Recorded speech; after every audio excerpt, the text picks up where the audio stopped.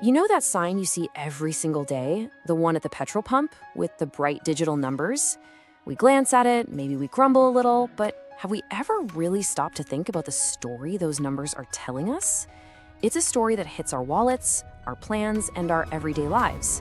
So today, let's actually dig into that story. And really, the whole thing can be boiled down to this one idea, a kind of split screen of our reality. On one side, you've got the price that's stuck in our memories, a throwback to a totally different time. And on the other side, well, that's the price we're all dealing with right now.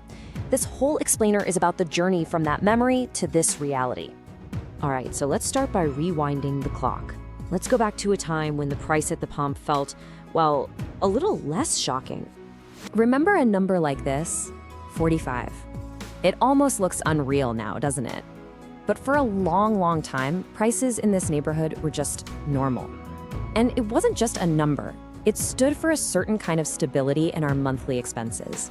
You kind of knew what you were in for. And the feeling that went with it was super simple. Less to pay, more to go. You know? It meant more freedom for that spontaneous road trip. Commutes didn't hurt the wallet as much, and just getting around felt easier. But of course, that feeling didn't last forever. The numbers on that board started to creep up. You know how it is. It was slow at first, and then it felt like it happened all at once. Let's quickly trace that journey from back then to right now. And then, boom, suddenly we were looking at numbers like 72. For a lot of us, this was the first real jolt. It was the point where you really started to notice the cost of a full tank. The change was, you could feel it. And as global crude prices started their slow, steady march upwards, so did the numbers at home. 88 became a pretty common sight. And that's when you started to see people change their habits, right? You'd hear more talk about mileage, people looking for more efficient routes, just trying to cut back wherever they could. Then came 96. We were getting so close to that huge psychological wall, that three-digit figure that once seemed completely out of reach. Every little tick upwards on that display, pushed by a mix of what's happening in international markets and our own domestic policies, was another step into this new, more expensive world. And when you actually put the past right next to the present like this, the scale of the change is just, wow, it's stark. That bar on the right isn't just a bit taller. It represents a huge shift in our cost of living. It's a whole new kind of pressure on the family finances. Which brings us right here to today. I mean, the petrol station looks the same, the pumps are the same, but the story being told on that digital display, it's a completely different one. This is our new normal.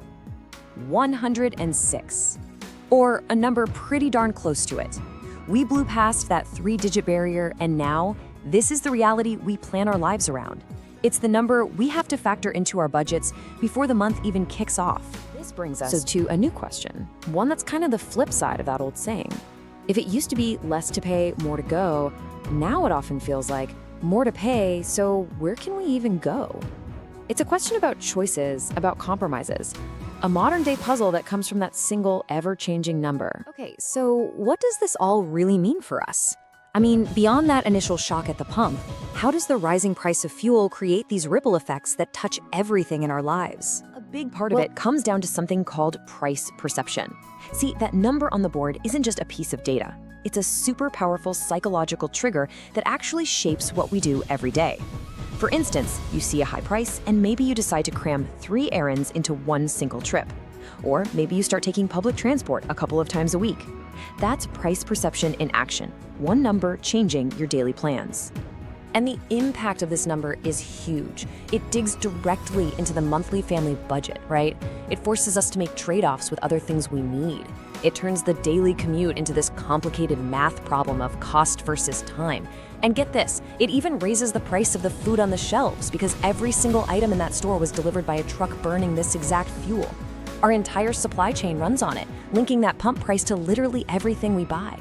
So, in the end, the numbers on that board are going to keep changing. That's the one thing we know for sure. They're a direct reflection of this incredibly complex global dance, you know? The price of crude oil, the value of our currency, tax policies, supply chains, all of it. As we've seen, they tell a pretty powerful story about our wallets and our world. So the real question is, what story are they going to tell us next?